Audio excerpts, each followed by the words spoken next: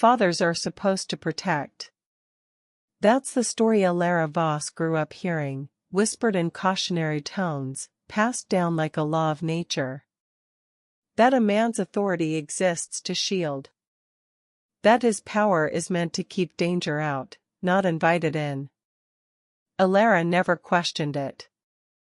In a city where witches survived by staying invisible, believing in protection felt necessary. Hope, after all, is easier than vigilance. But beliefs are fragile things. They break the moment power decides it knows better than you. Alara knows this now. Not all fathers protect. Some don't even pretend to. Some build their empires on obedience and call it love. Some shape the world so completely that you don't realize you're trapped until the door locks behind you. What if protection is just another word for ownership? What if love is nothing more than control dressed in patience? And what happens when the man who decides your fate isn't trying to save you, but use you? Alara doesn't ask these questions aloud. She is too busy climbing the stairs to her apartment, the city's chill clinging to her coat, her thoughts fixed on nothing more dangerous than dinner and sleep. The lights are out when she reaches her door. That isn't unusual, power shortages plague this district, but something about the silence feels wrong. Heavy. Intentional. Her mother would have lit the room with magic by now. Her sister hated the dark. Alara tells herself they've stepped out. That she's imagining the tension crawling up her spine. She pushes the door open anyway, the hinges protesting softly as the darkness swallows her whole. Somewhere beyond the walls, voices rise. Life continues. Somewhere else, the world is still safe. Alara takes one step inside, and everything she believes about protection begins to unravel. Hit subscribe so you don't miss the chapter where everything unravels. She doesn't yet know that this is the moment her life stops being her own. Alara closes the door behind her and stands very still, one hand still wrapped around the handle as if the apartment might try to escape without her. Darkness presses in from every direction, thick and unmoving. The air smells wrong, not stale, not dusty, but contained, as though it has been waiting. Alara, she calls softly. Her voice echoes too much. The silence that answers is deliberate. It has weight to it. She feels it settle across her shoulders, down her spine, tightening with each breath. Her instincts, those sharp, unwelcome things she learned to listen to young, begin to stir. Her magic should answer her now. A flicker of light, a gentle warmth blooming in her palm. It's a reflex she's trained herself never to rely on, but tonight, she reaches anyway. Nothing happens. Panic flares, quick and hot. Alara tries again, pushing harder this time, ignoring the ache that forms behind her eyes. Still nothing. It's like pressing against stone. Her magic isn't gone, it's being held. Her stomach drops. Mama, she calls, louder now. Lyra? No answer. Alara steps forward, shoes whispering against the floor. She moves slowly, carefully, counting each step, memorizing the space by heart. She knows this apartment in the dark. Knows the chipped table near the wall, the loose board by the stairs. She should have reached the light switch by now. Her foot strikes something soft. She freezes. The shape at her feet shifts, and a muffled sound cuts through the silence, sharp, panicked, unmistakably human. Alara. The voice is strangled, cut off by fabric. Her heart slams against her ribs as her magic surges instinctively, slamming once more into the invisible barrier holding it back. She drops to her knees, hands shaking as she reaches forward, fingers brushing familiar cloth. "Lyra," she whispers. Her sister is on the floor, wrists bound, mouth gagged, eyes wide and wet in the darkness. Alara barely has time to register the terror there before a hand closes around her shoulder. It isn't rough. That's the worst part. The grip is steady, controlled, impossibly strong. Fingers dig in just enough to make the message clear: don't move. A voice speaks close to her ear, low and calm, as if they're discussing something mundane. "Scream," the voice says, "and your mother dies first." Alara goes very still. Slowly, painfully, she lifts her gaze. The room lights up, not with magic, but with the cold snap of a switch. Harsh white illumination floods the space, stripping away the shadows and revealing the truth she has been trying not to see. Her mother is tied to a chair at the center of the room, wrists bound, head slumped forward. Blood trickles from a cut at her temple. She's breathing.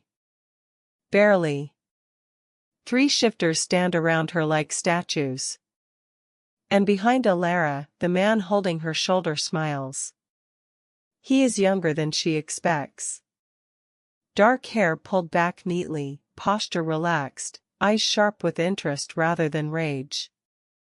He looks at her the way one might examine a tool, assessing weight, balance, potential. "Good," he says softly. "You listened." Alara's breath comes shallow and fast. Her mind races, grasping for options, for angles, for anything that doesn't end with her family dead on the floor. "What do you want?" she asks. The man chuckles. "Straight to the point." "I appreciate that." He steps around her, finally releasing her shoulder, and crouches so they are eye level. She notices then the subtle signs, the faint gleam in his eyes, the tension beneath his skin. Beta. Not alpha.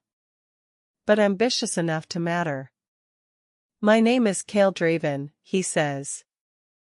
"And you, Alara Voss, are going to help me fix a problem."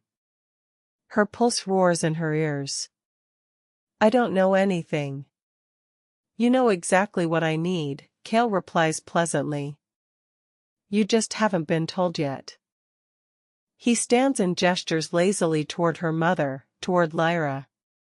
One of the shifters tightens his grip on Marin's hair, forcing her head up. Her eyes flutter open, unfocused, but when she sees Alara, they sharpen with terror. "Mama," Alara breathes. Cale sighs. "We don't have all night." Her hands curl into fists. "If you hurt them." "I will," he says simply. Immediately. Repeatedly. And creatively. The words land with finality. Cale steps back and snaps his fingers. One of the shifters produces a blade, not steel, but something darker, etched with runes Alara recognizes instantly. Her blood turns to ice. "No," she whispers. A binding oath, Cale confirms. Forbidden. Ancient. Very effective. Alara shakes her head, backing away until her shoulders hit the wall. "You can't make me swear." "I can," he says, stepping closer again. "And you will. Because if you don't, your sister dies first." Slowly. Lyra whimpers. Alara breaks. The oath is agony. Magic tears through her like fire and ice at once, carving itself into her bones, her blood, her breath. The words burn as she speaks them, sealing around her throat, her heart. Silence becomes law. Betrayal becomes death. When it's over, she collapses to the floor, gasping, vision swimming. Cale crouches beside her once more. Good girl. She hates that he says it. You will go to the Blackmore estate, he continues. You will observe. You will listen. You will influence me. And if I refuse, she whispers. Cale smiles again. You won't. Hours later, as cold air bites into her skin and wolves circle in the darkness beyond the city lights, Alara understands the truth at last. She has not been rescued. She has not been chosen. She has been assigned. The road to Blackmore territory is not a road the city would ever admit exists. It begins as cracked pavement under dead streetlights, then turns into packed dirt, then into something older, stone pressed into the earth by centuries of weight. The air changes first. The city's rot and smoke peel away, replaced by clean cold that burns the lungs like a warning. Wolves move alongside the convoy in the tree-lean, shadows with eyes that catch the moonlight and hold it. Their paws make no sound on the snow. Their presence is not protection. It is a possession made visible. Alara sits in the back seat of a black vehicle that smells like leather, metal, and predator. Her hands are folded in her lap because Cale told her to keep them that way. Stillness reads as obedience. Stillness reads as harmless. Across from her, Cale watches her the way he did in the apartment, like he's measuring the gap between her fear and her usefulness. You will speak only when spoken to, he says, as if continuing a conversation they never started. You will lower your gaze to an alpha unless he tells you otherwise. You will not flinch when you hear growling.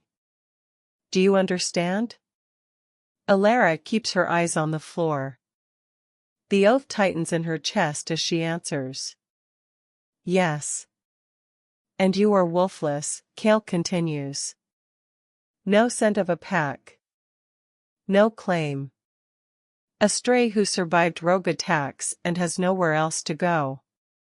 A lie, Alara says before she can stop herself. Cale smiles without warmth. A story. He leans closer, voice soft enough to feel intimate. If you forget your story, Alara, I will remind your mother what happens when witches get careless. The oath hums like a bruise. Yes, she whispers again. By the time the iron gates appear out of the fog, Alara's bones ache with cold. 2 pillars of black stone rise out of the snow like grave markers. Carved into them, wolves in relief, mouths open in silent howls. Behind the bars, the land stretches wide and white, dotted with pines that stand like soldiers. The estate itself is not a house. It is a fortress pretending to be a home. High walls. Narrow windows. Dark slate roofs heavy with snow. It is lavish in materials, stone, iron, glass, but the luxury feels sterile, stripped of softness. Even the lights burning inside seem reluctant. As the vehicle passes through the gates, Alara's skin prickles. Not from the cold. From the pressure of territory. It presses down on her senses like an unseen hand, not magical, but primal, pack law written into the air. She swallows, fighting the instinct to recoil. Cale's gaze flicks to her. Do not show weakness. Alara forces her shoulders to relax. The main doors open before they reach the steps. A line of guards stands waiting, broad-shouldered men and women with eyes too sharp, movements too controlled. They look at Cale with recognition. They look at Alara like she's a stray brought inside against better judgment. Cale steps out first. He adjusts his coat, his posture, his expression, transforming from kidnapper to emissary in the space of a breath. Alara follows. The snow crunches under her boots, too loud in the hush. She keeps her head bowed, not submissive enough to look suspicious, not defiant enough to be punished. Kale has taught her the middle ground where prey survives. Inside, warmth hits her face, but it doesn't reach her chest. The entrance hall is immense. Marble floors. A staircase that splits like a wound. Chandeliers overhead that spill light across polished surfaces. Everything gleams. And yet the air feels empty. No laughter. No warmth. No human clutter. Just space and silence and the quiet certainty that everyone here knows who belongs and who doesn't. A woman in a tailored dress approaches, her hair pinned back, her expression neutral. House staff, but not servant, something sharper. Her eyes glance once at Alara, assessing. Beta Draven, she says. The Alpha is expecting you. Kale inclines his head. Of course. They walk through corridors lined with portraits. Wolves. Men in furs. Women in heavy dresses. Generations of power staring down at the present. Alara's reflection flickers in framed glass, pale face, light hair damp from snow, eyes too bright with contained fear. She looks like a ghost moving through someone else's life. They stop at a set of double doors. The guards open them without announcement. The room beyond is a study large enough to swallow entire apartments. A fireplace burns low on one side, its heat more decorative than comforting. Shelves stretch floor to ceiling, filled with books that look untouched. A desk sits near the windows, which overlook an endless sweep of snow-covered woods. And behind that desk stands Rowan Blackmore. He does not move when they enter. He simply watches. Alpha is not always loud. Sometimes it is stillness so complete the world rearranges itself around it.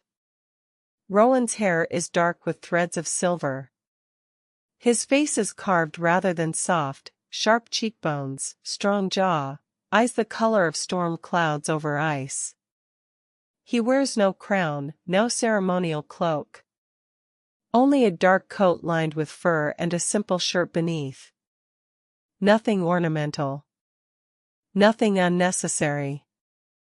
Kale, Rowan says. His voice is calm. Not welcoming. Not hostile.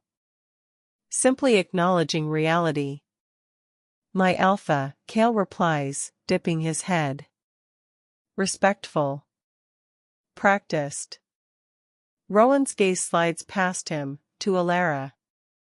She lowers her eyes immediately.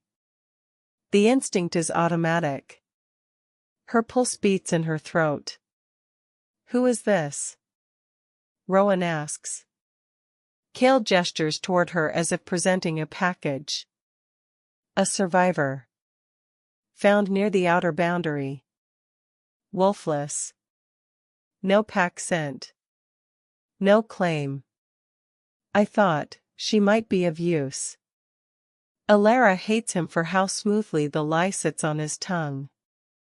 Rowan studies her for a long moment. She feels it like hands on her skin. Look at me, he says. Alara hesitates just long enough to feel the weight of danger, then lifts her gaze. Rowan's eyes are not cruel. That would be easier. Cruelty is a blade you can predict. His eyes are distant. As if whatever he's looking at, it isn't fully her. What is your name? He asks. Alara's mouth opens.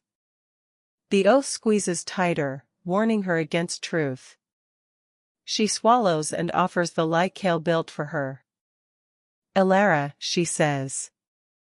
Alara Voss. Rowan's brow shifts slightly, as if a memory twitched and vanished.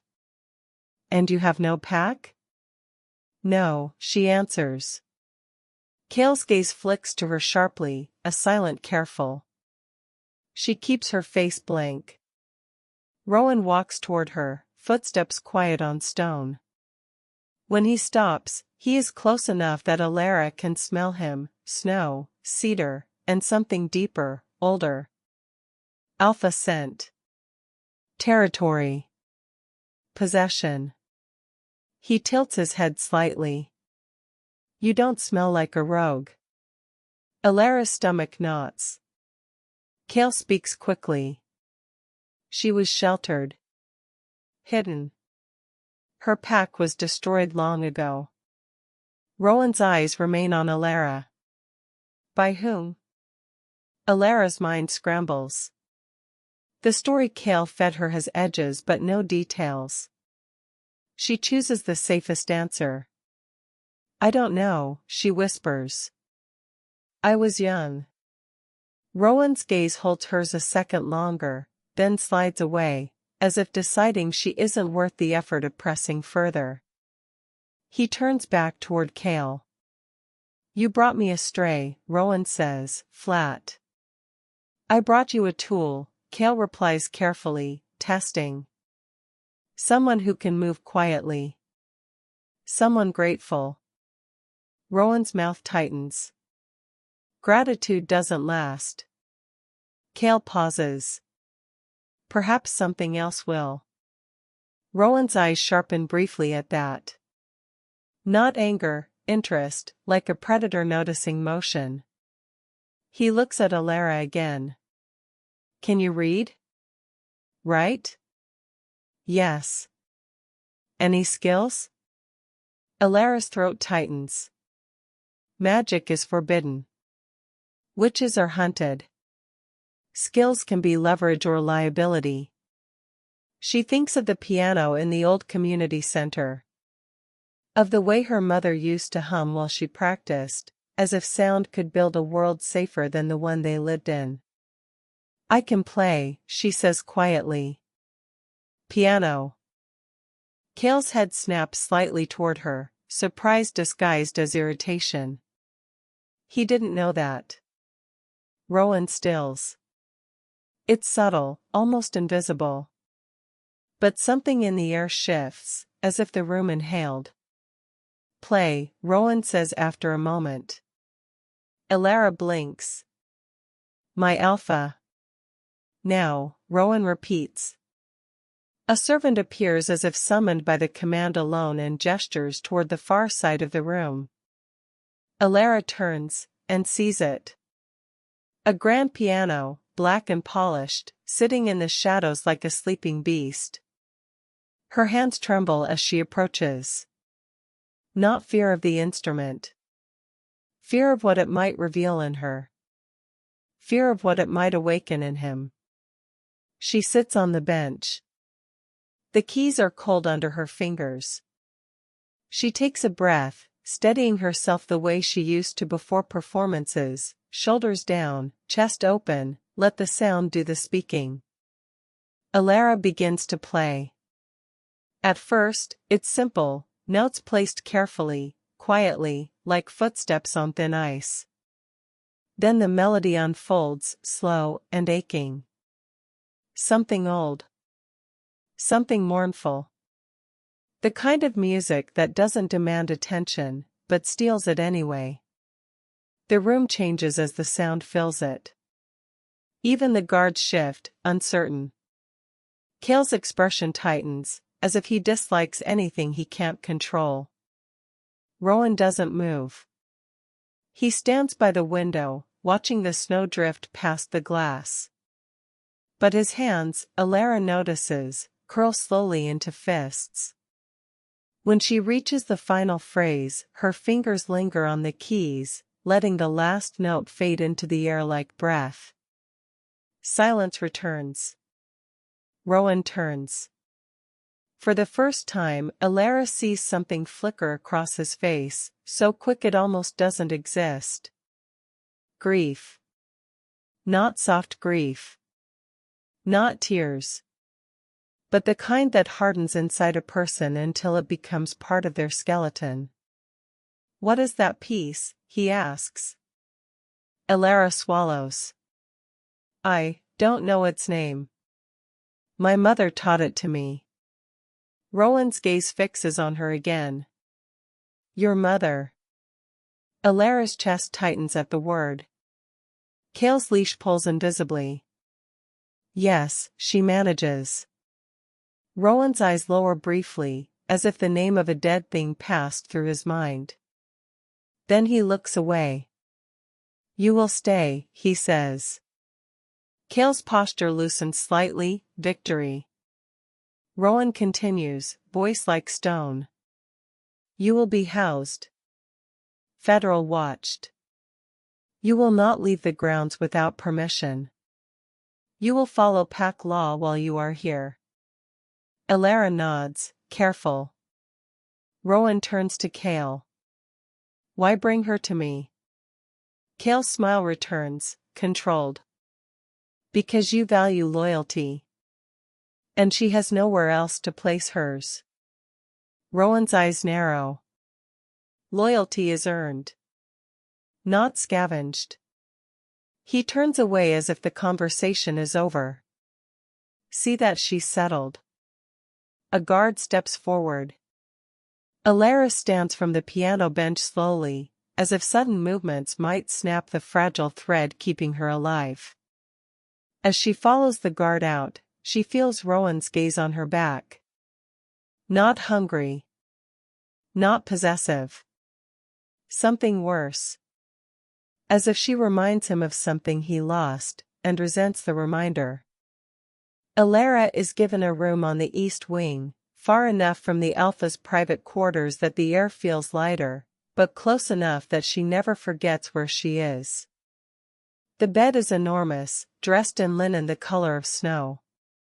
A fire crackles in the hearth. There are thick rugs on the floor and a wardrobe made of dark wood that smells faintly of cedar.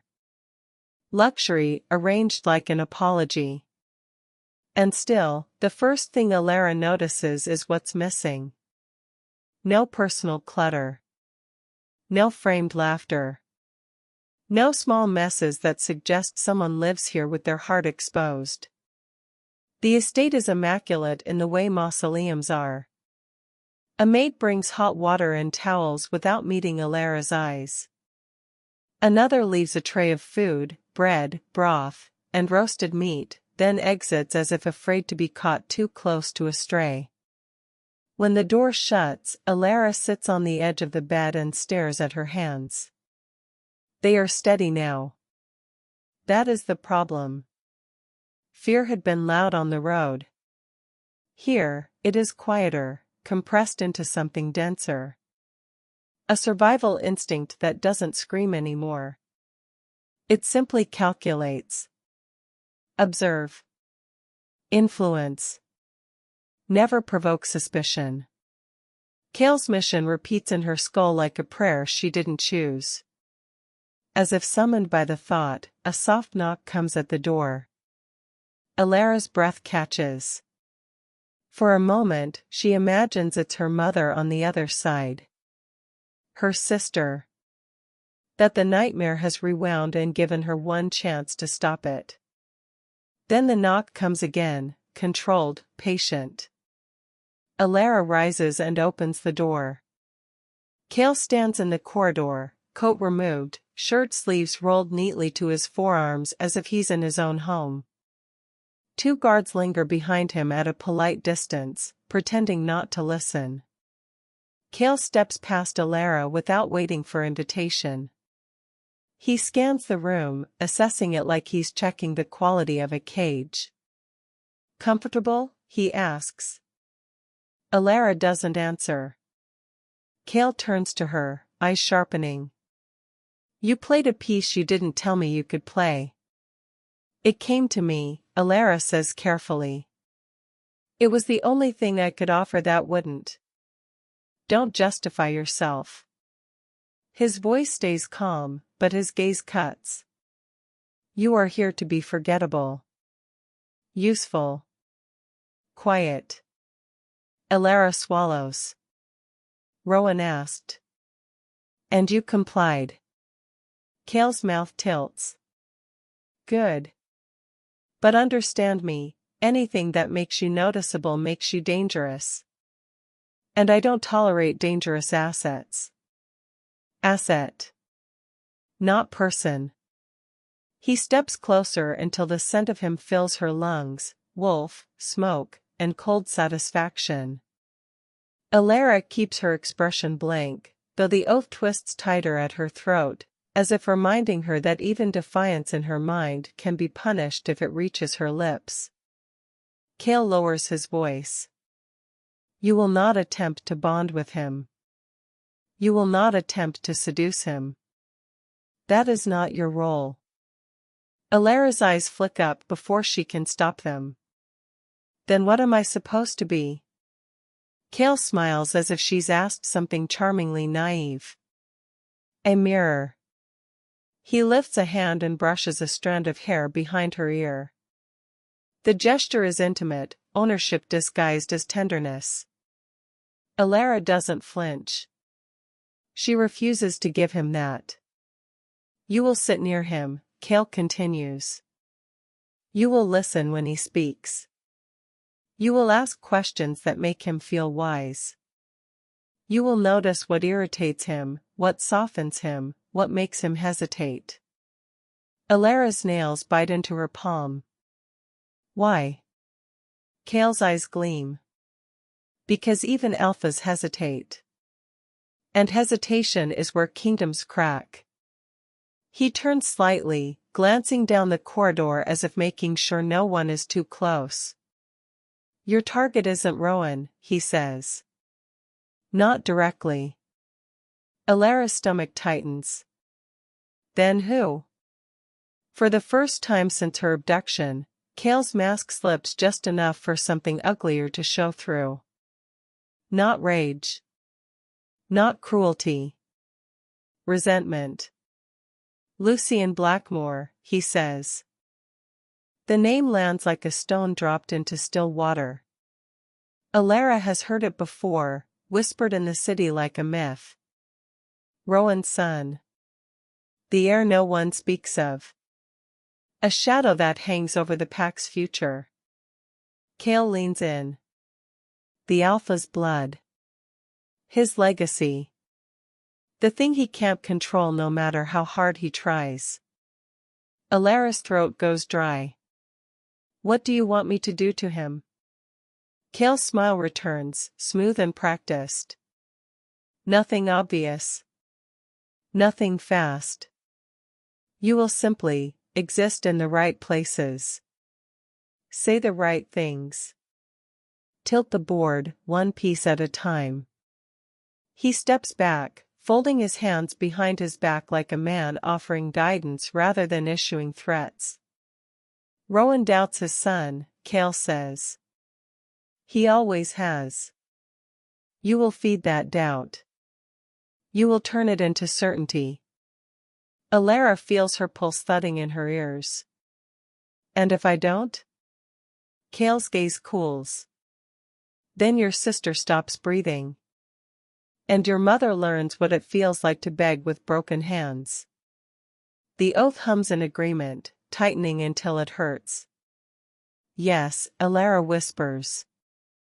Cale's expression softens again, as if satisfied by her submission. Good. He walks to the door. Before he leaves, he pauses. Oh, he adds, almost casually, don't try to tell Rowan anything. Alara's breath catches. Cale glances back at her, amused. You can't. The oath will make sure of that. Then he exits, leaving Alara alone in a room full of warmth that cannot reach her. The days that follow are a lesson in quiet brutality. Alara learns pack behavior the way prey learns the habits of wolves, by watching where the danger moves. She learns who bows and who only inclines their head. Who speaks first? Who never speaks at all? The hierarchy is not written anywhere, but it is visible in the way bodies shift when Rowan enters a room. Rowan is not cruel in the way Cale is cruel. Rowan doesn't need cruelty. His authority is so absolute that violence feels unnecessary. A glance from him can silence a hall. A single word can rearrange a dozen lives. And yet, Alara begins to notice things that don't fit the myth of unshakable strength. Sometimes Rowan stands by the window in the long corridor overlooking the courtyard, staring into the snow as if waiting for something that never arrives. Sometimes his jaw tightens when he hears laughter from younger wolves in the training yard. Sometimes his gaze lingers a fraction too long on families, mothers with children, fathers lifting sons onto their shoulders, before he turns away as if disgusted by his own attention. Cracks. Hairline fractures in stone. Alara tucks them away in her mind. Not out of sympathy. Out of necessity. In the evenings, Rowan asks her to play. He never phrases it as a request. But he never calls her to his side like a pet, either. He simply says, "the piano," and expects the world to obey. Alara sits at the keys while guards stand at the edges of the room and servants drift like ghosts. She plays slowly, carefully, choosing pieces that won't reveal too much about her. Choosing melodies that sound like winter, cold, restrained, beautiful in a way that hurts. Rowan listens from his chair by the fire, one hand resting on the armrest, the other curled loosely in his lap. His face never changes. Except sometimes, when Alara hits a certain chord, when the music slips into something older and more intimate, his eyes go distant, and the air around him tightens with something like grief held at gunpoint. Alara learns quickly, the music is a door. And Rowan does not like doors that open. One night, after she finishes, Rowan speaks without looking at her. "You have a family," he says. It isn't a question. Alara's stomach clenches. The oath prickles beneath her skin, warning her away from anything true. "Yes," she answers carefully. "Once." Rowan finally turns his head, eyes narrowing. "Once." Alara dips her gaze. "They're gone." A lie. A necessary one. Rowan holds the silence for a moment too long, as if testing the weight of her grief. Then he looks back at the fire. "Grief makes people useful," he says quietly. "They want something. They will trade anything for it." Alara's blood runs cold. Is he speaking to her? Or to himself? Before she can decide, Rowan rises. "You will join us tomorrow." "Us?" Alara asks before she can stop herself. Rowan's gaze flicks to her, sharp, warning. "The pack." He turns to the guards. "Bring her." Alara's heart pounds. Pack gatherings are not for strays. Strays are fed scraps and kept out of sight. She should be invisible. But invisibility is slipping through her fingers, one piano key at a time. The next day, the main hall is full. Not chaotic, never chaotic, but dense with bodies, scent, and restrained power. Wolves in human skin stand in clusters, murmuring quietly. When Rowan enters, everything stills. Alara walks behind him, escorted by 2 guards. She keeps her gaze lowered, shoulders relaxed, face calm. Inside, she is a knot of dread. Whispers ripple through the hall like wine through dry leaves. A stray. Beta Draven's gift. Why is she here? Alara stands where the guards direct her, slightly behind Rowan's right side. Not beside him. Not beneath him. Close enough to be seen, far enough to be denied. Rowan addresses the pack in a voice that carries without effort. He speaks of borders, rogue activity, discipline. The words are practical, but the underlying message is always the same. I hold this world together. Don't test me. Alara keeps her expression neutral, but she watches. Watches the way people lean toward Rowan's approval like starving things. Watches the way older wolves glance at one another when certain subjects are avoided: inheritance, succession, the future. The name Lucian is never spoken, but the absence of it fills the room. Halfway through Rowan's address, Cale appears at the edge of the hall. He doesn't approach Rowan. He doesn't need to. His eyes find Alara instantly.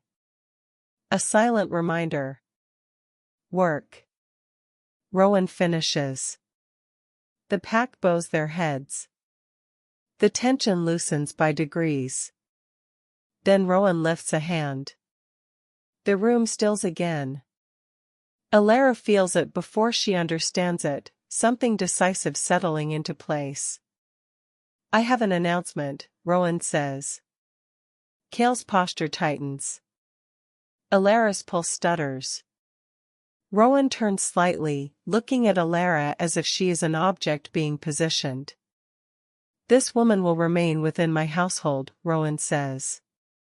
His voice is even, untroubled. She will be under my protection. Whispers surge. Cale's eyes narrow. Rowan continues before anyone can react. She is not a guest. A pause. A breath. She is not to be touched. Not to be challenged. Not to be tested. Alara's skin prickles. The pack's attention pins her like nails. Rowan's gaze sweeps across the room. She will be my ward. The word hits the hall like a slap. A ward. Not a lover. Not a claimed mate. Not a plaything.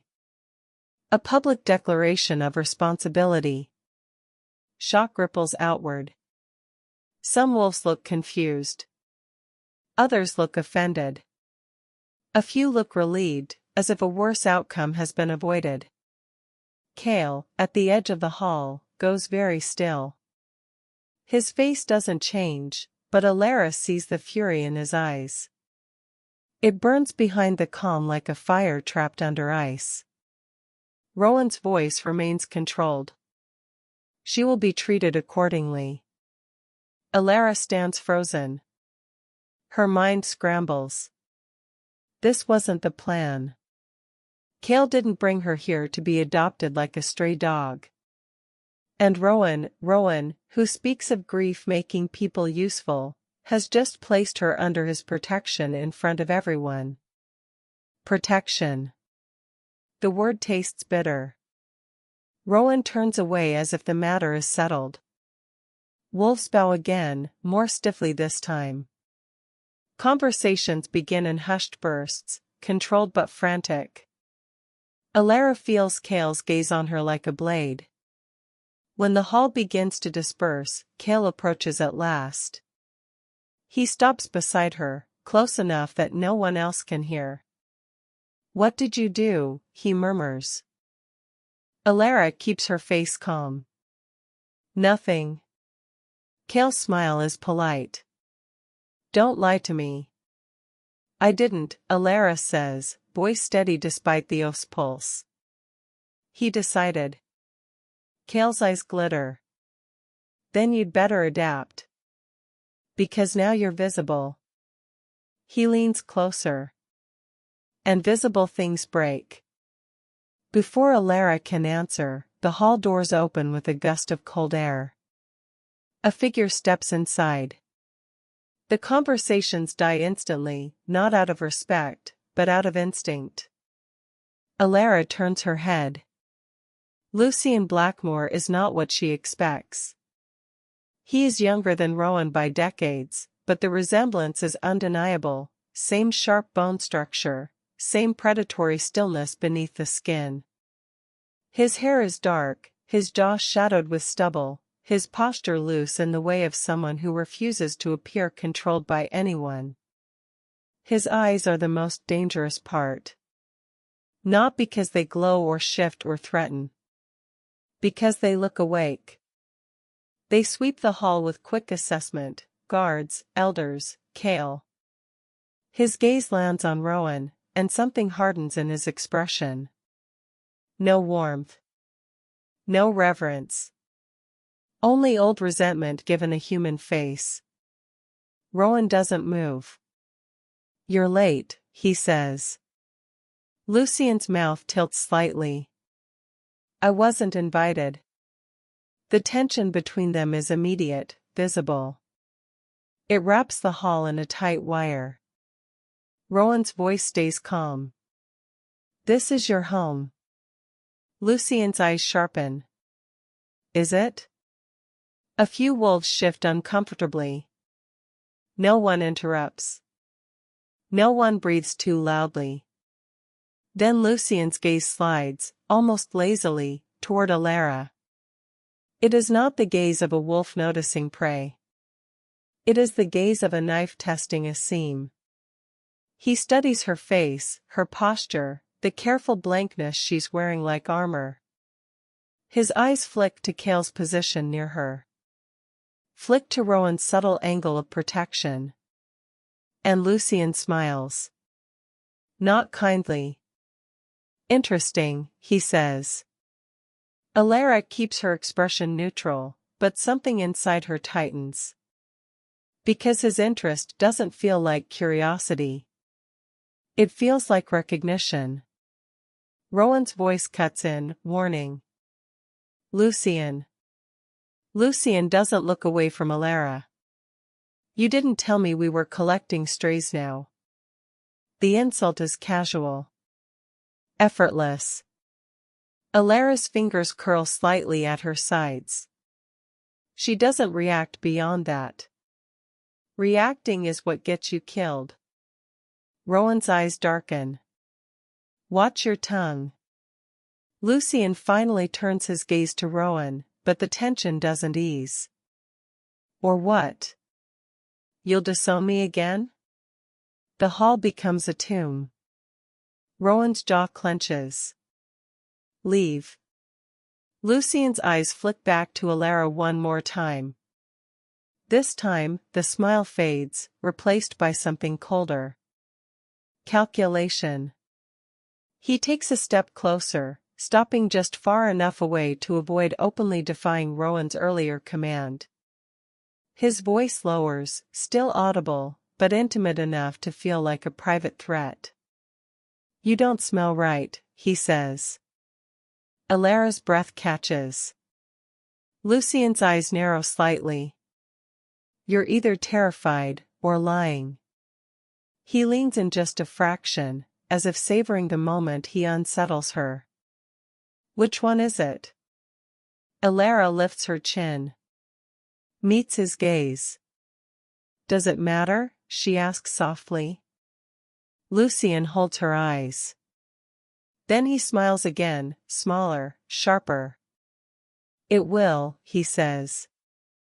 And with that, he turns and walks past Rowan without bowing, without permission, leaving the hall with the same cold air he brought in. Alara remains standing where she is, heartbeat pounding, face composed. But inside, she understands something with sudden clarity. Rowan has made her visible. Kale is furious. And Lucien Blackmore, Rowan's heir, Rowan's wound, has just looked at her like she's a lie he intends to peel open. She is no longer invisible. And Lucien is watching her far too closely. Alara tries to return to invisibility. It doesn't work.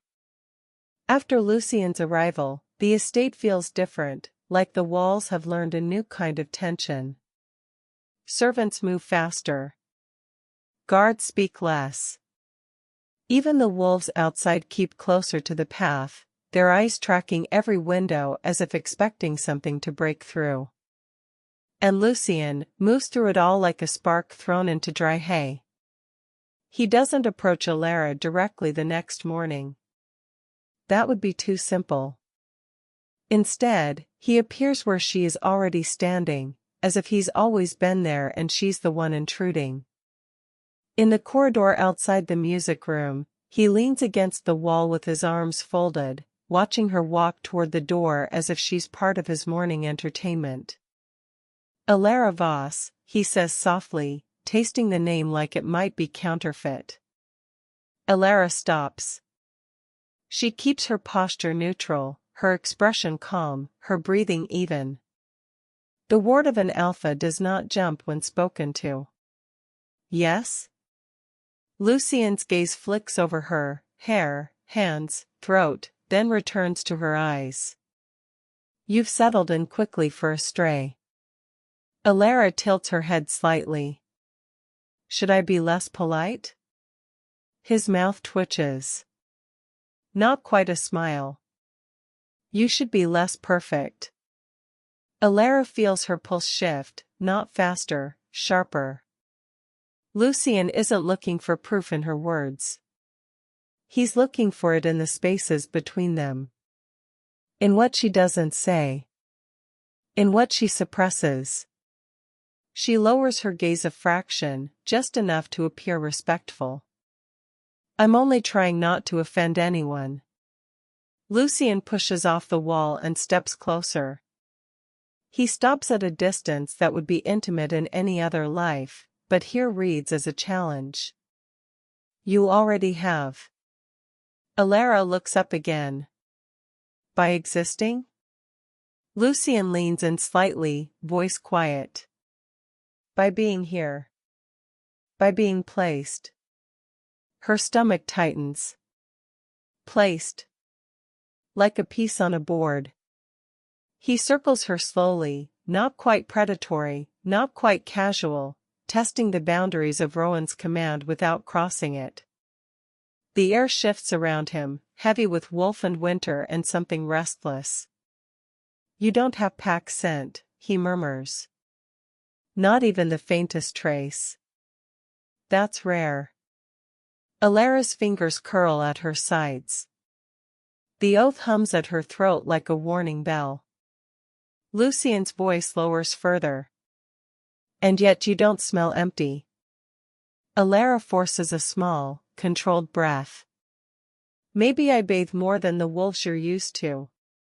That earns a real smile, brief, sharp, delighted. There it is. Alara's gaze stays steady. What do you want, Lucien? His smile fades. I want to know why my father dragged you into the center of the pack and called you his ward. Alara holds the lie easily. Because he's merciful. Lucien's eyes darken. Try again. Alara lets a beat of silence pass, as if considering. Because he wanted to. Lucien steps closer again, close enough that she feels his warmth in the cold corridor. And what do you want? The question lands differently. Not casual. Not teasing. Dangerous. Alara keeps her face composed. To survive. Lucien studies her for a long moment, then moves away with a quiet laugh that isn't humor at all. Good, he says over his shoulder. Then you'll understand why I won't stop. He leaves her there with the lingering sense of teeth behind his words. The sparring continues in pieces.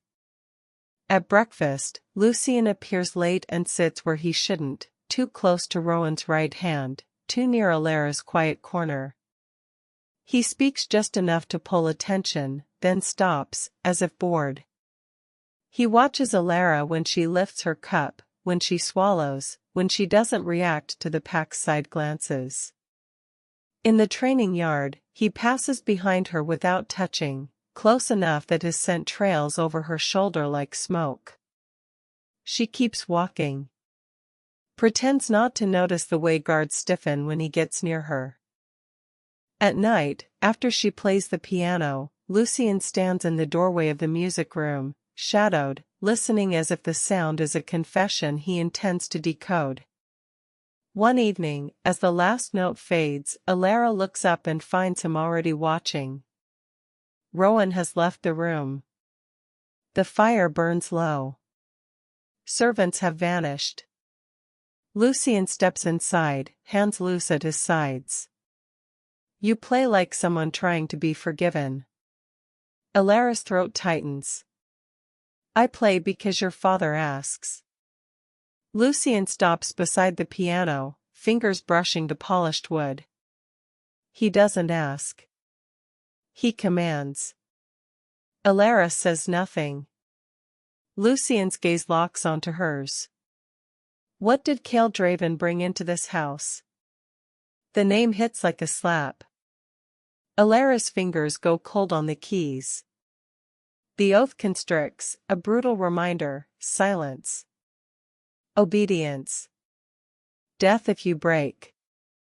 I don't know what you mean, she says evenly. Lucian watches her a moment longer, then nods as if confirming something. You do, he says softly. You just can't say it. Alara's stomach drops. She forces her expression to remain calm, but inside, panic flares, tight, contained. Lucian is too observant. Too interested. Too willing to pry. He leans closer, voice low enough to feel like a private threat. If you're here to hurt him, I'll kill you. Alara's pulse steadies. Not because she's fearless, because fear is useless. And if I'm here to hurt you? She asks quietly. Lucian's eyes flash. Then you'll regret it. Alara holds his gaze. So will you. For a moment, something electric passes between them, not romance, not softness, recognition. Two people shaped by power and sharp edges, meeting in the narrow space where control is contested. Lucian's mouth twitches again, almost approving. Then his expression hardens, and he steps back as if he's given himself too much away. This house eats liars, he says. Be careful. He leaves, and Alara remains at the piano, hands hovering over keys that feel suddenly like weapons. Cale returns on the fourth night.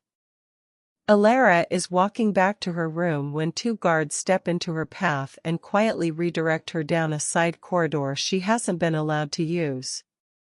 No words. Just movement. Authority without explanation. At the end of the corridor is an unused sitting room. Cold fireplace. Covered furniture. One lamp burning.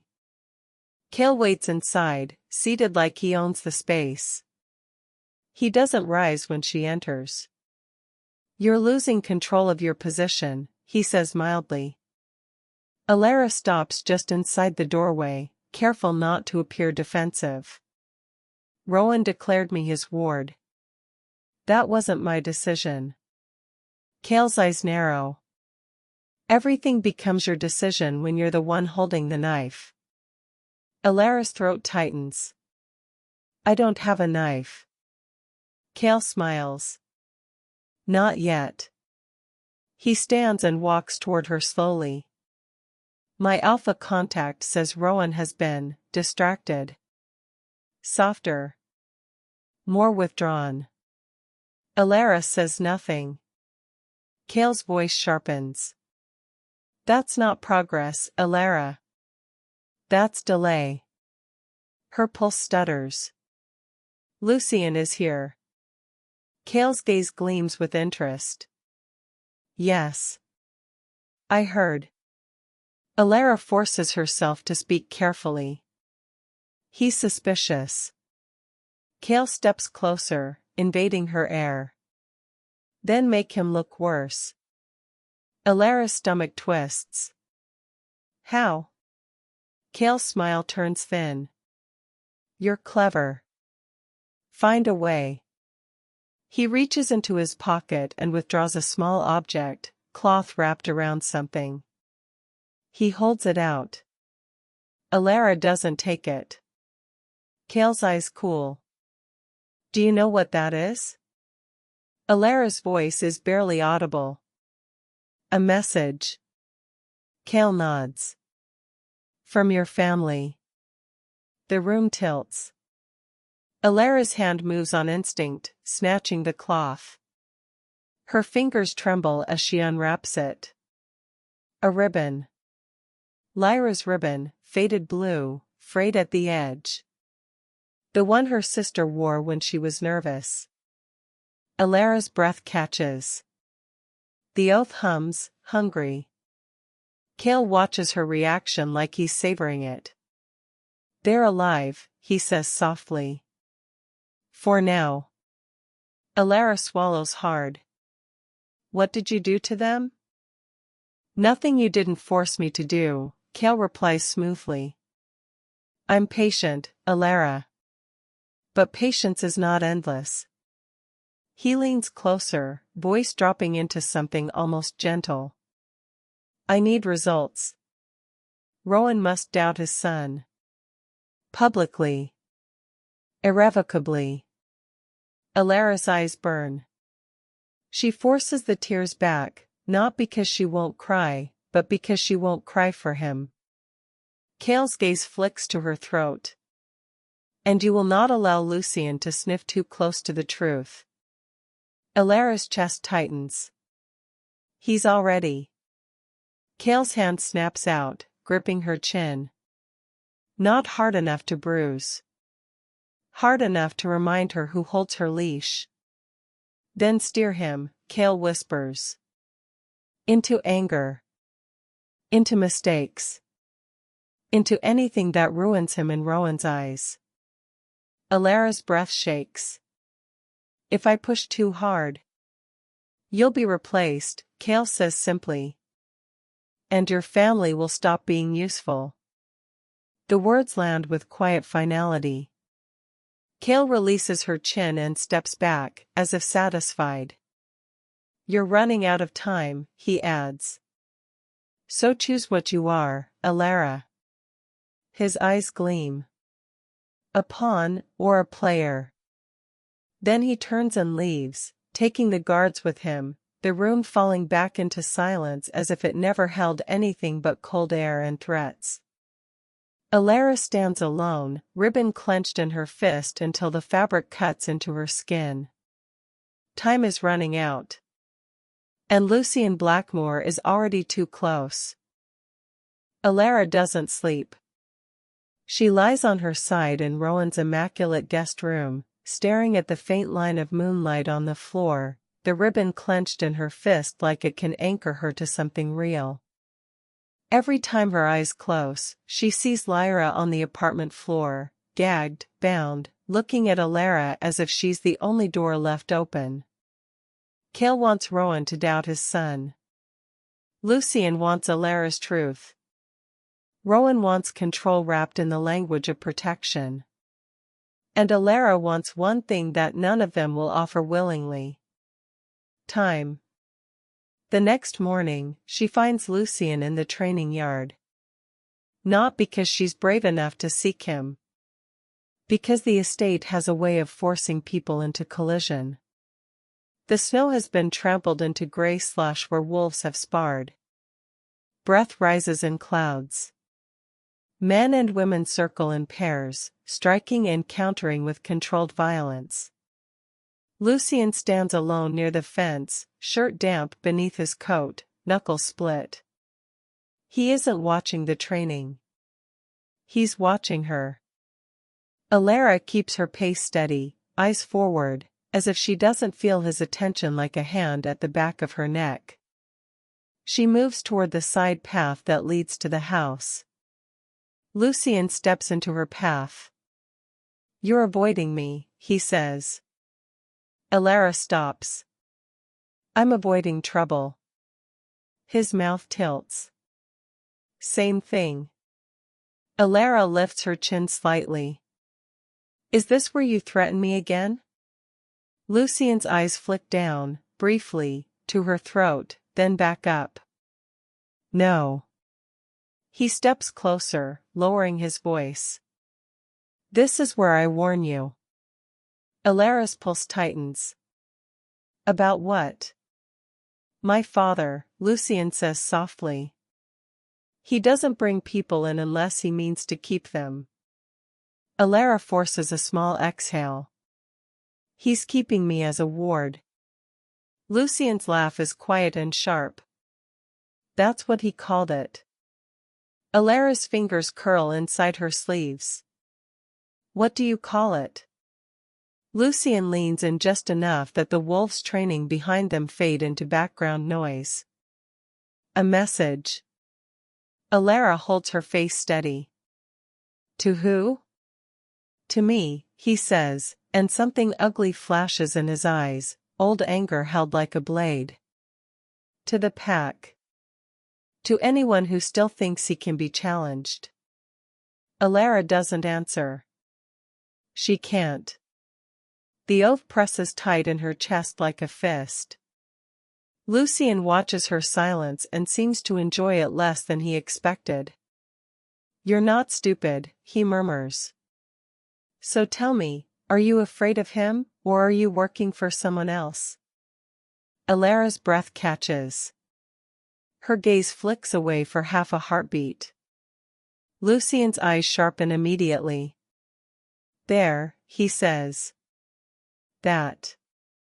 Alara turns her face back to him, forcing calm. You see what you want to see. Lucian's voice drops, dangerous and quiet. I see lies when people swallow too hard. Alara's blood turns cold. Lucian steps back as a pair of wolves stumble near them, laughing. He waits until they pass, then speaks again, softer.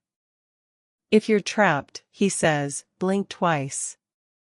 Alara stills. It isn't kindness. Not entirely. It's curiosity sharpened into something more complicated, like he wants to be right, but also wants her to prove him wrong. The oath hums violently at the idea of confession.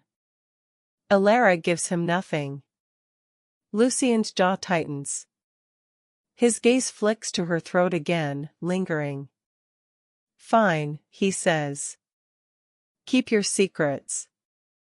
Then he steps past her, close enough that his shoulder brushes her arm. It's a small contact. But the scent it leaves behind is not.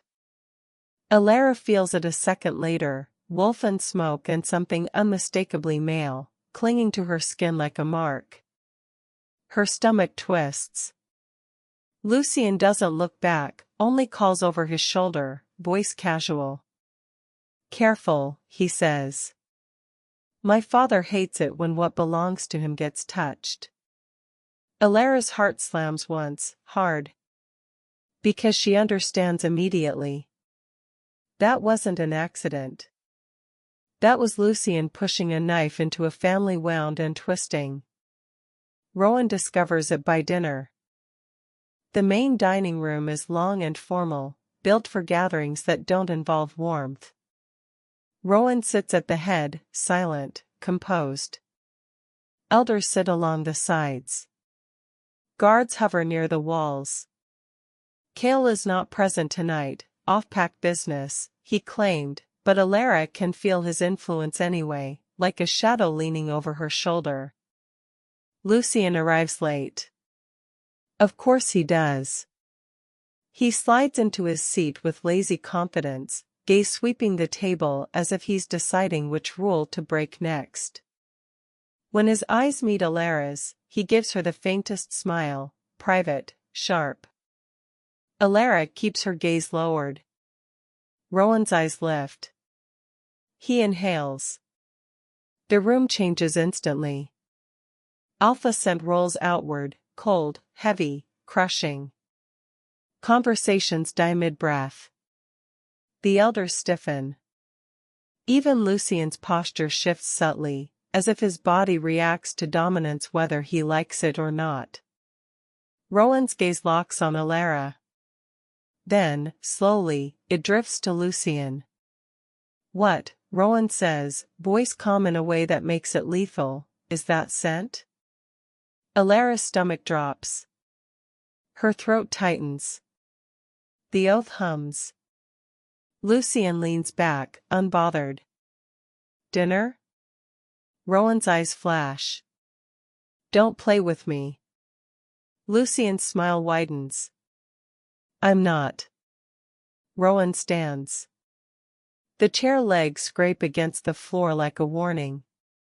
The alpha's presence fills the room until it feels hard to breathe.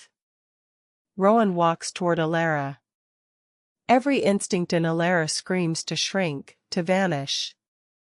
Instead, she sits perfectly still, hands folded, eyes lowered, playing her role so well she almost believes it. Rowan stops beside her chair. His gaze drops to her throat, her collarbone, the skin just above where her dress meets her neck. The scent is there. Faint, but unmistakable. Lucian's claim, not a formal bond, not a mating mark, but something deliberate enough to be read as provocation. Rowan's hands curl into fists. Lucian, he says quietly. Lucian lifts his chin. Yes, father? The word is a weapon. Rowan's voice tightens. Did you touch her? Lucian's eyes flick to Alara. A glint of satisfaction. Barely, he says. She didn't seem to mind. Alara's pulse spikes. He's dragging me into it. Rowan's gaze snaps down to her. Did you allow this? Alara's mouth opens. The oath clamps down like iron. She cannot tell the truth. She cannot explain. So she does the only thing she can do. She becomes exactly what Rowan expects her to be. Alara's breath stutters. Her hands begin to tremble. She looks up at Rowan with wide, frightened eyes. I didn't, she whispers, voice breaking. Her lower lip quivers. She makes herself smaller in the chair, shoulders folding inward as if she's trying to disappear into the fabric. The room watches. Lucian's expression shifts, brief confusion, then irritation, as if he expected defiance, not fear. Rowan's face hardens into stone. The alpha turns toward Lucian. The air grows colder. You, Rowan says, voice low and shaking with contained fury, will not use my house to indulge your sickness. Lucian's eyes flash. Indulge? Rowan steps closer, and every wolf in the room holds their breath. You touch what is under my protection to provoke me. Lucian stands too, meeting him head-on. And you hide behind the word protection like it's holy. Rowan's jaw tightens. You disgrace yourself. Lucian's smile is bitter. You mean I embarrass you? Rowan's voice drops, dangerous. Leave. Lucian doesn't move. The silence becomes a blade. And that's when Alara lets herself fall apart. She makes a sound, small, broken, and stands too quickly, knees wobbling. Her hands fly to her throat as if she can wipe the scent away. Tears spill down her cheeks, hot and humiliating. I didn't want this, she sobs, voice shaking.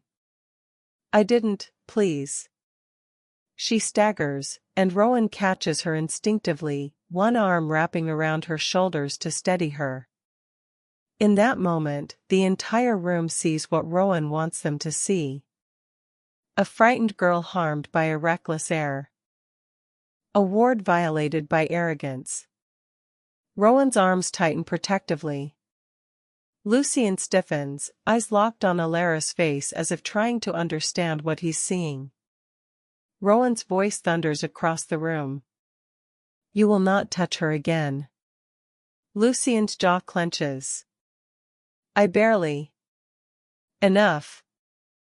Rowan roars. The sound rattles the room. Even the elders flinch. Rowan points toward the door. Get out of my sight. Lucien's gaze stays on Alara. Alara keeps sobbing, shaking, broken, perfect. Rowan's hand cradles the back of her head with surprising gentleness. It's all right, he murmurs, quieter now, for her alone. You're safe. Safe. The word nearly makes her laugh. Instead, she lets her knees buckle and collapses into Rowan's chest like she can't hold herself up. Rowan holds her. And Lucien looks like he's just realized he walked into a trap. Because as Rowan turns his head slightly to address the pack, Alara's face shifts for a fraction of a second. She hides it beneath her tears. But Lucien catches it. A fleeting curve of her mouth. Not joy. Not cruelty. A smirk, small, precise, controlled. A signal. I did this. Lucien freezes. His eyes widen just slightly, then narrow again as shock transforms into recognition. His gaze flicks from her trembling shoulders to Rowan's protective hold to the pack's horrified faces. Alara has controlled the room. Rowan thinks he's punishing his son for wickedness. The pack thinks Alara is fragile. And Lucien realizes, with cold clarity, that Alara's obedience is a costume. Rowan storms from the hall with Alara in his arms, servants scrambling to open doors. The elders part like water. Guards follow. Lucien remains standing behind them, motionless. Watching. Rowan brings Alara to a smaller sitting room near his private quarters and sets her gently on a couch near the fire. Breathe, he says, voice still rough with anger. You're safe here. Alara bows her head, shoulders shaking, tears continuing in soft waves.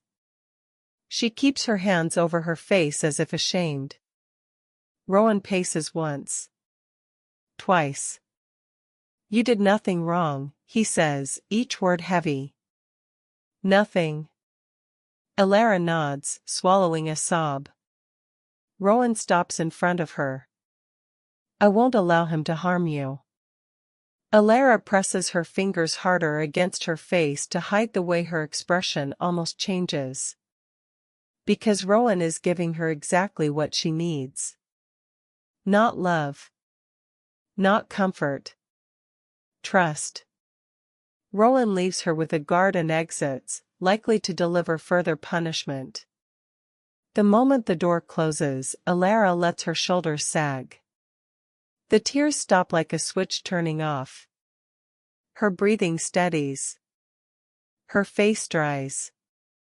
And she sits very still, listening to the crackle of fire and the quiet shift of the guard outside. Then the door opens again. Alara turns her head, already knowing who it is before she sees him. Lucien slips inside and closes the door behind him. His eyes are bright with anger and something else, something unsettled. He takes a few steps toward her, then stops, as if unsure whether she's prey or predator now. For a moment, neither of them speaks.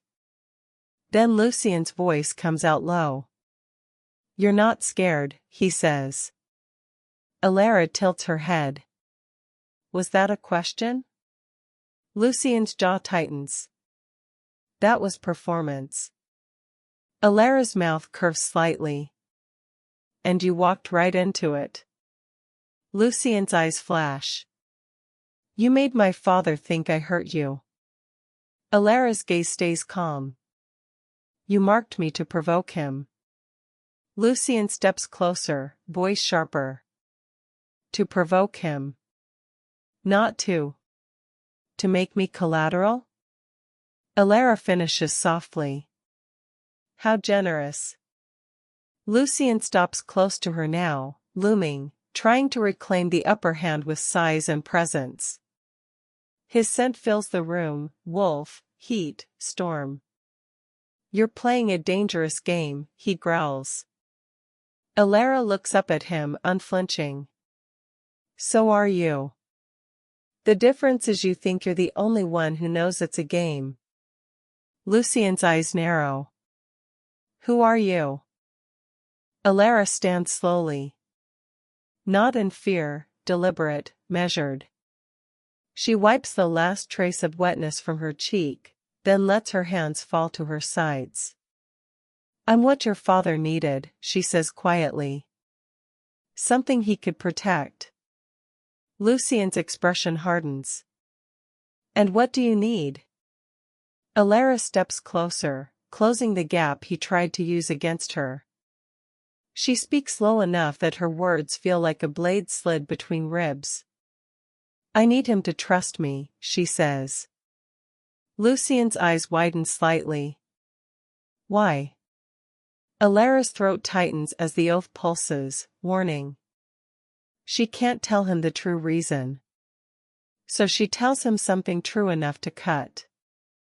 "Because your father doesn't trust you," she says softly. "And you keep proving he's right." Lucien's face flashes with raw anger. "Say that again." Alara smiles, not sweetly. "Your loud rebellion in a house built on silence. He can't control you, so he punishes you. You punish him back. And you call it freedom." Lucien steps in, close enough that his breath warms her face. For a second, it feels like he might grab her, might claim dominance the way wolves do. Alara doesn't move. She simply lifts her chin. Lucien's gaze drops to her mouth, then snaps back to her eyes, furious at himself for the flicker of instinct. Alara's voice stays calm. "You wanted to shake the house." "You did." Lucien's hands flex. "You're using me." Alara's smile fades, replaced by cold honesty. "You used me first." Silence stretches. Lucien's eyes search her face, as if trying to find the trembling girl from the dining hall and realizing she doesn't exist. "What do you want from him?" he asks again, lower now. Less rage. More fear of the answer. Alara's expression stills. "I want him to choose," she says carefully. Lucien's brow furrows. "Choose what?" Alara meets his gaze steadily. "Choose between the son who defies him, and the ward who obeys." Lucien's face tightens. He understands. Fully. And in that understanding, something shifts, his hostility sharpening into wariness. Because now he sees the shape of her strategy. He steps back half a pace, eyes dark. "You're dangerous." Alara's voice is almost gentle. "You should have realized that when I smiled through tears." Lucien stares at her for a long moment, then turns toward the door. He pauses with his hand on the latch. "My father will trust you now," he says, voice flat. "More than before." Alara doesn't deny it. Lucien glances back, and there's something close to respect in his eyes, twisted, reluctant, edged with threat. "And Cale?" he asks quietly. "Does he trust you too?" Alara's chest tightens. She lowers her gaze, not submissive this time, but thoughtful. "Cale believes I'm obedient," she says softly. "That's the only reason he keeps my family breathing." Lucien goes very still. He stares at her as if seeing the trap beneath the trap. Then, quietly, he says, "So that's what this is." Alara lifts her eyes to him. They are steady. "This is survival," she replies. Lucien's jaw tightens, but he says nothing more. He opens the door and slips out into the corridor, leaving Alara alone again with firelight and strategy. Later that night, Rowan visits her room. He doesn't enter like a man checking on a ward. He enters like a ruler securing what he believes is loyalty. "Alara," he says, standing just inside the doorway. His voice is calmer now, but the anger still sits under his skin like coals. Alara sits on the bed with her hands folded neatly in her lap. Eyes lowered. "Perfect. My alpha," she murmurs. Rowan watches her for a long moment. "I should have dealt with him years ago," he says quietly. Alara says nothing. Rowan steps closer. "You will not be used as a weapon against me," he says, voice low. "Do you understand?" Alara lifts her gaze just enough to look sincere. "Yes." Rowan's eyes soften, only slightly. "Good."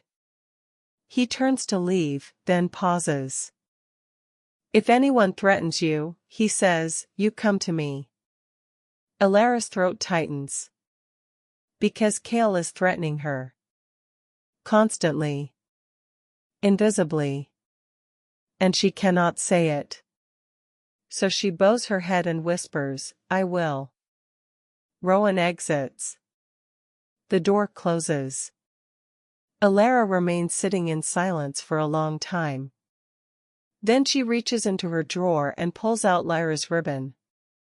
She holds it between her fingers, staring at the frayed edge until her eyes burn. To save them, she will have to keep playing the fragile ward. Cale must believe she's obedient. Rowan must believe she's loyal. And Lucian must be destabilized enough that Rowan's doubt becomes irreversible. Alara exhales slowly, the breath fogging faintly in the cold air. She understands the truth now, without flinching. To save her family, she may have to destroy the bond between father and son. Or reshape it so violently it becomes something unrecognizable. Her grip tightens on the ribbon. And in the quiet, with the estate sleeping around her like a beast curled in snow, Alara Voss makes her decision. She is no longer surviving the game. She is positioning herself to win it. If this story caught your attention, subscribe so you don't miss the next tale.